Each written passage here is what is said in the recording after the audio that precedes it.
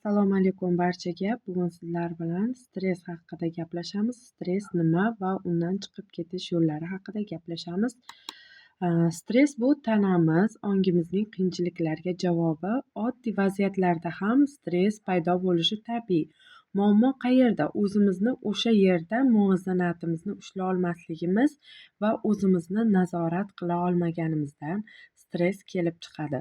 Stressga doir kichik bir mashq berib o'taman. Bu nafas mashqi. Ko'zlarimizni 3 daqiqaga yumamiz, chuqur nafas olamiz.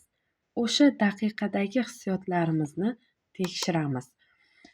Har kuni tongdan turib 5 daqiqa ko'zlarimizni yumib, chuqur nafas olib chiqarishni maslahat beraman.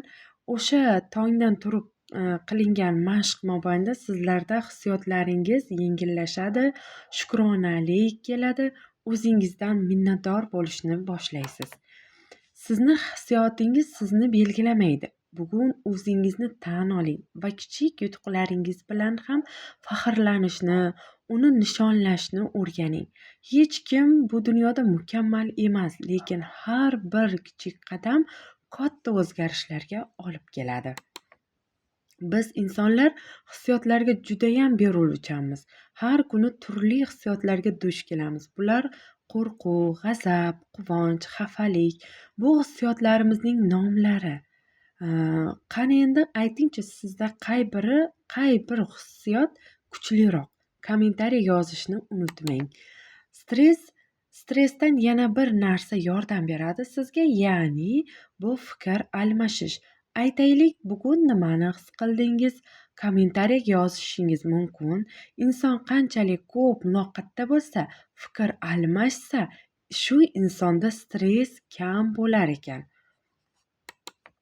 Amaliy mashg'ulot berib o'taman. Bu amaliy mashg'ulotimiz 3 kichik stressni kamaytiruvchi mashq. Birinchisi 3 daqiqalik nafas mashqi, ikkinchisi dush qabul qilish, uchinchisi esa o'zingiz sevgan mashg'ulot bilan band bo'lish.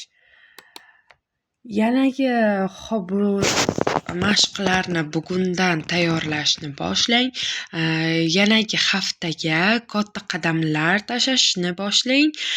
Ya'ni bu haftani o'tkazib, keyingi haftaga o'zingizni solishtirishni boshlang. Ya'ni oldin qanaqa edingiz, bu hafta qanaqa bo'ldingiz?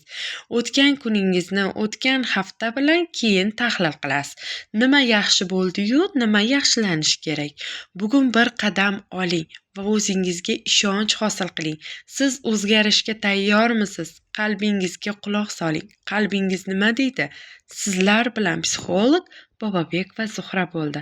Xayr, salomat bo'ling.